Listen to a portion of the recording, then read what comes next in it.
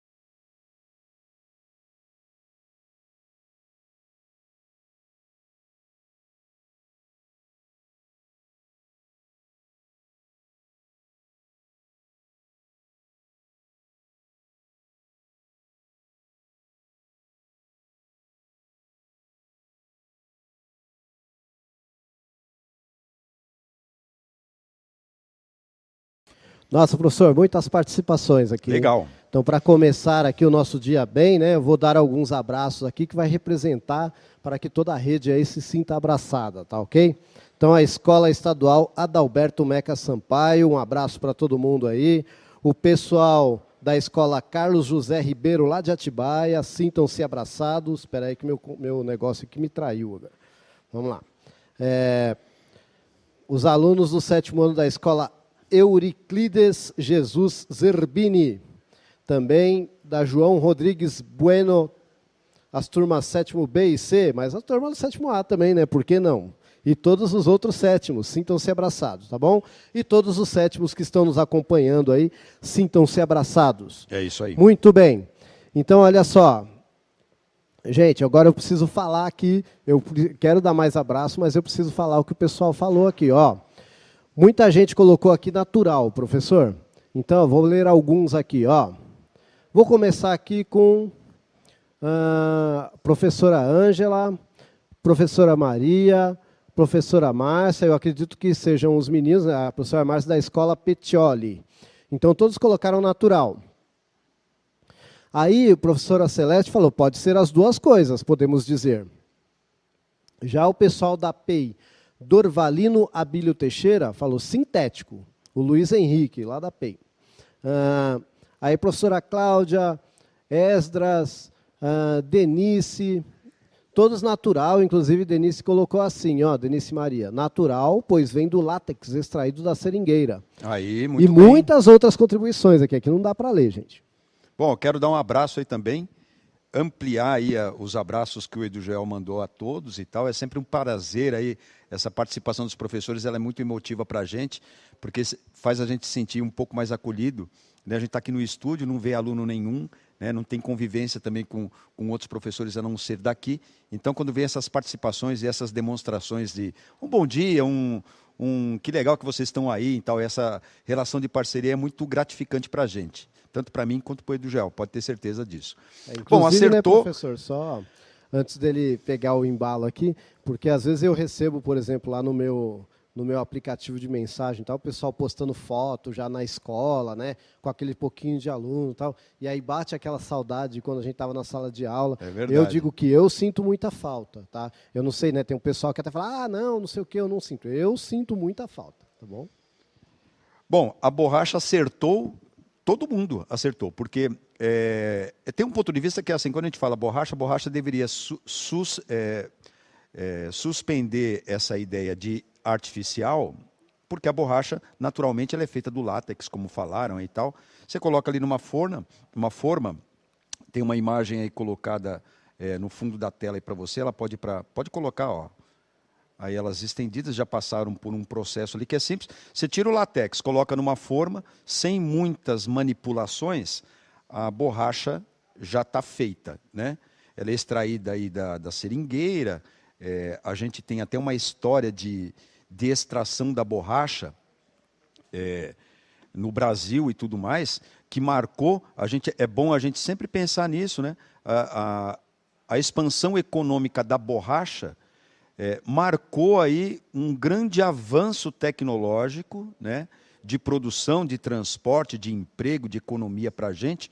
E aí está bem específico, está bem colocado aí a expansão econômica que girou aí em torno dessa questão da borracha, que pode até fazer um gancho com a história, né, professor? A história do Brasil e tal, e explorar esse aspecto aí. O que você tem aí são os trabalhadores ali colocando carregamentos, né, de borracha natural de carga na ferrovia Madeira-Mamoré para serem transportadas. Então, você imagina assim, antigamente, você tinha ali uma floresta que tinha seringueiras. A partir do momento que você vai ali extrair a borracha, você começa a acionar ali mecanismos de produção, aquela região começa a crescer economicamente, mas também começa a trazer problemas que são os impactos ambientais, né?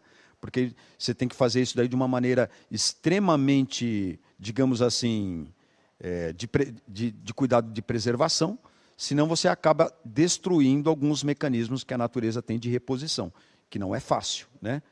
quanto tempo leva uma seringueira, eu não tenho essa informação, mas deve demorar bastante tempo para fazer a produção. Aí você vai simplesmente vai tirando lá e vai estratificando e vai recolhendo esses recursos, vai ter uma hora que esse negócio é limitado, né? Bom, quando a gente fez essa pergunta, a gente pensou em abordar aqui com vocês, com os professores, com a ajuda dos professores, junto aos alunos, do que é um material sintético, né?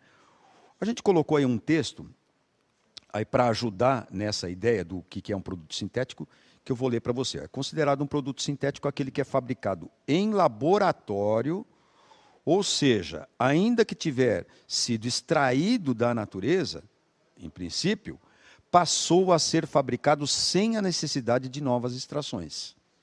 Ou a extração ela é bem reduzida para você tirar alguma coisa dali, e aí, a partir daquela coisa ali, você consegue uma produção em larga escala em laboratório.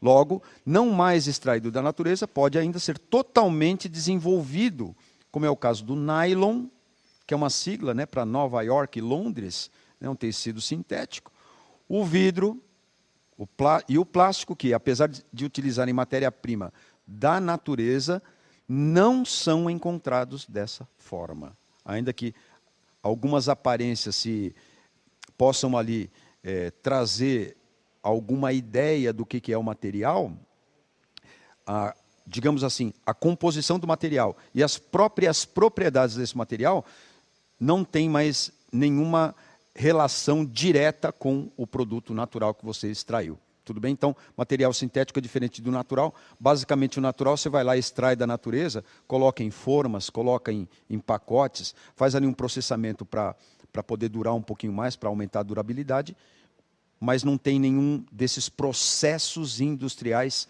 que envolvem reações químicas. Por exemplo, eu trouxe aí um exemplo que ele é um exemplo emprestado de algumas aulas que a gente já falou aqui. O Ed Joel, que na verdade eu acho que teve essa ideia aí de trazer essa, né, Ed? Sim, Que é um excelente exemplo, né, Ed? Fala a verdade. O salgueiro chorão, que é uma árvore muito conhecida, ela habita aí vários parques, várias regiões arborizadas de São Paulo, da capital e também do interior. É uma árvore bonita, que tem até esse nome salgueiro chorão, porque as folhas caem e tudo mais. O salgueiro chorão possui naturalmente o ácido salicílico. A indústria, a partir dessa substância, quer dizer, do salgueiro chorão, quer dizer, alguém ali deve ter descoberto que isso daí tem algumas propriedades que traziam algum conforto ao homem em dor, enfim. E a indústria, a partir dessa substância, né, extraída do salgueiro chorão, criou o ácido acetil salicílico. Olha só, que exemplo sensacional. E tem mais, né? Tem muito mais. Esse daí, ele só coloca a gente na ideia de que a extração natural, passando por alguns processos, pode dar origem a um outro tipo de material, que tem inclusive uma outra forma. E aí a gente pergunta para você nessa interação pelo chat, a segunda nossa do dia, já para puxar aí a participação do meu grande parceiro aqui, professor Edjoel. Você sabe qual é a relação entre plástico e o petróleo? Vamos deixar 2 minutos para você responder a esse grande problema nosso e chamar já a interação para o professor Edjoel. Pode ser? 2 minutinhos então.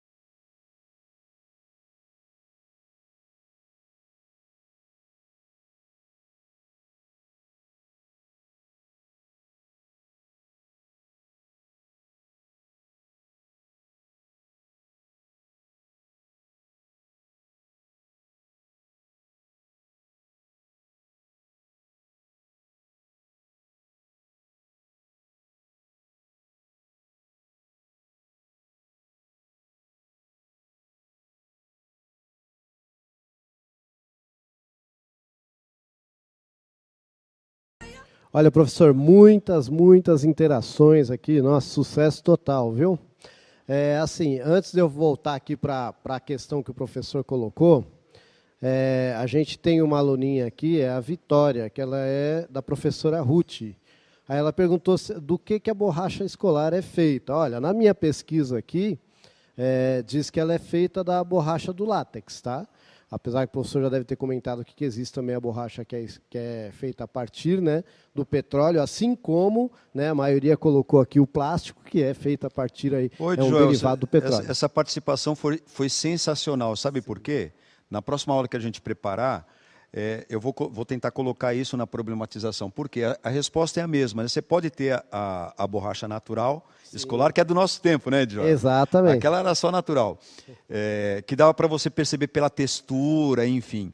Agora, tem umas borrachas que são extremamente eficientes, porque aquela manchava, que era uma maravilha aquele negócio, né? Dependendo do lápis que você usava lá de carvão e tal, era complicado.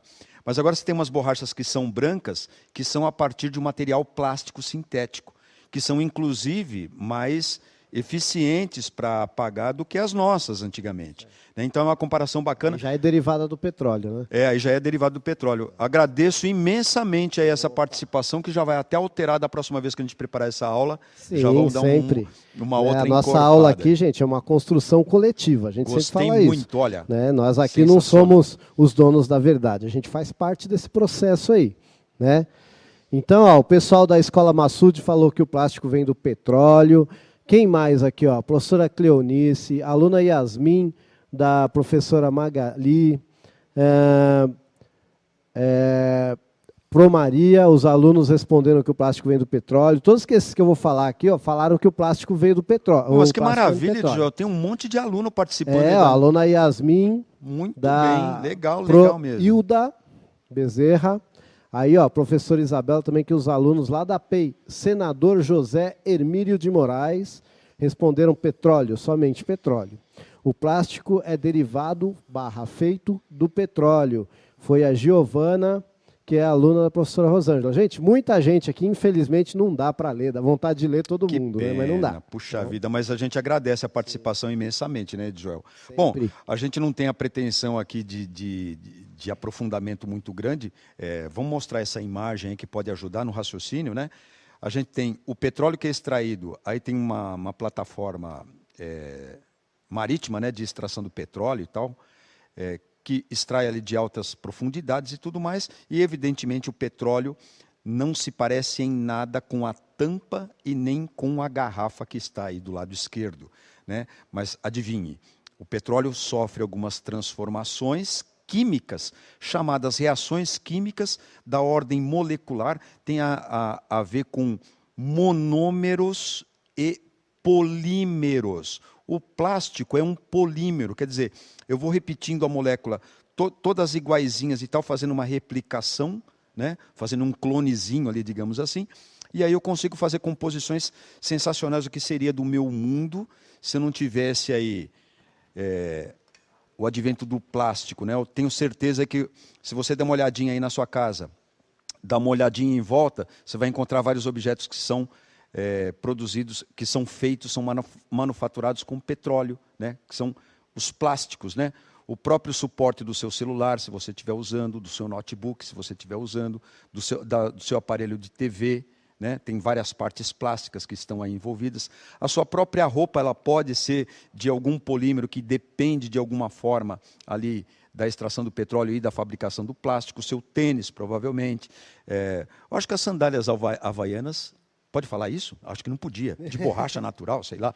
Né? Mas aí você tem as sintéticas também. Chinelo de dedo, parece chinelo que você nunca de dedo, foi pobre, né? meu. De correia, né? Tá bom. Isso. Tá certo. A intenção foi essa. Agora, eu tenho um videozinho aí, eu separei um vídeo, né? Tem um vídeo aí, dá para passar esse vídeo aí rapidinho para a gente, por favor?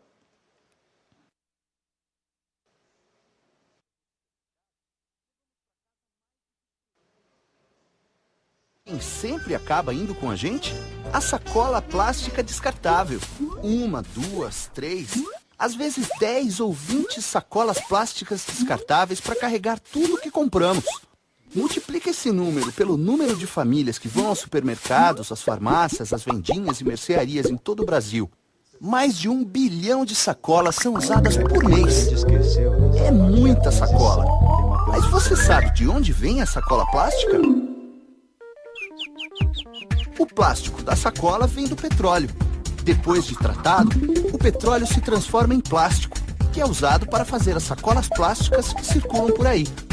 Essa transformação do petróleo consome muita água e energia.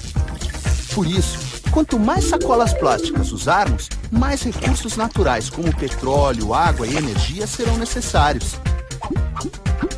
Mas para o meio ambiente e para a sociedade, o maior problema não é a produção dessas sacolas. Há 2 grandes problemas. O primeiro é o consumo exagerado de sacolas plásticas descartáveis, que provoca o consumo de uma enorme quantidade de recursos da natureza. O segundo é a forma inadequada como as sacolas são descartadas. Você já pensou para onde vai a sacola plástica descartável? Como elas são descartáveis, muita gente acaba jogando em qualquer lugar. Com isso, elas deixam as cidades, as florestas e os mares mais sujos. Elas entopem bueiros, contribuindo para gerar as enchentes, além de causarem a morte de animais, como as tartarugas marinhas, que engolem a sacola pensando que é alimento. Então, como achar uma saída para tudo isso? Em primeiro lugar, pense se você realmente precisa usar as sacolas plásticas descartáveis. Sempre que der, recuse receber essas sacolas e diga aos seus pais para, quando forem às compras, levarem uma sacola que dê para usar de novo. Sabe, aquelas sacolas de pano, de plástico não descartável, que podem ser usadas muitas vezes. E fale também para os seus amigos usarem essas sacolas retornáveis. Outra dica é levar as compras para casa em caixas de papelão. Mas e quando não tem jeito de recusar a sacola plástica descartável? A dica é reduzir. Usar o mínimo que der e aproveitar ao máximo, colocando vários objetos dentro de cada uma delas. Não precisa colocar uma sacola dentro de outra sacola. Com a sacola em casa, depois das compras, é possível reutilizá-la para outras coisas.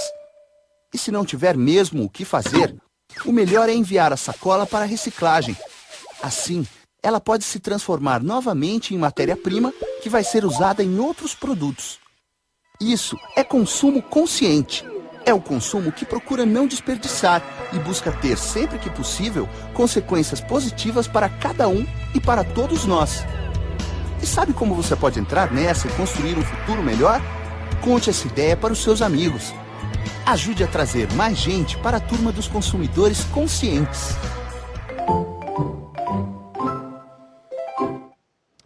Eu só tenho a dizer para você, pense, reflita. Cuidado com o consumo exagerado das coisas. A aula vai acabando com essa grande lição que com certeza dá para usar muitas outras aulas e pelos professores também. É essa que é a nossa, digamos assim, contribuição que nós procuramos trazer hoje aqui. Vamos fazer a sistematização então. Nós vimos aí que materiais sintéticos são modificados pelo homem para poderem ser utilizados e não são usados na forma que são extraídos diretamente da natureza. Já os materiais naturais podem ser de origem animal, vegetal, mineral, podendo ser utilizados pelo homem, tal como a natureza os oferecem. A busca por matéria-prima e a produção de materiais sintéticos pode e geram impactos ambientais. Então, de novo, pense, reflita, vamos fazer o uso consciente das coisas. Eu vou ficando por aqui. Mas eu acho que é uma boa a gente falar tchau e também mandar os abraços aí, né, Edson? Vamos mandar uns abraços temos aí. Monte de abraço aqui, ó. Lá, lógico que não vai dar para falar com todo mundo, então sintam-se abraçados todos, tá? É isso aí. Mas o pessoal lá da professora Emilene, da Escola Estadual Professor Ovídio, lá de Santo André, um abraço. O pessoal que é da Escola Plácido, de 7 Barras, olha aí. Abração aí. Sintam-se abraçados. Nossos parceiros. Isso, e muitos outros aqui, ó, todos os professores e alunos que estão aí na escola, né, nesse esforço aí, tá bom? A gente sabe que não tá fácil para ninguém e a gente tá aqui junto, tá bom? Aliás, a gente vai ficando por aqui, Isso. mas não vai esquecer aí de colocar o que você achou da aula, né, Ed? Exatamente. Ó, você pode dizer aí, através desse QR Code e também através desse link, dizer se gostou, se não gostou. Tá bom? Um abraço também para o pessoal da escola Dona Geni Gomes. E muitos outros abraços. É isso aí. Eu não sei você, mas a gente aqui agradece de coração a colaboração de vocês já pelo chat, a gente já vê que vocês são gente boa. Só gente boa, né, Joel? Isso, ainda bem, né? É, tudo gente fina, meu.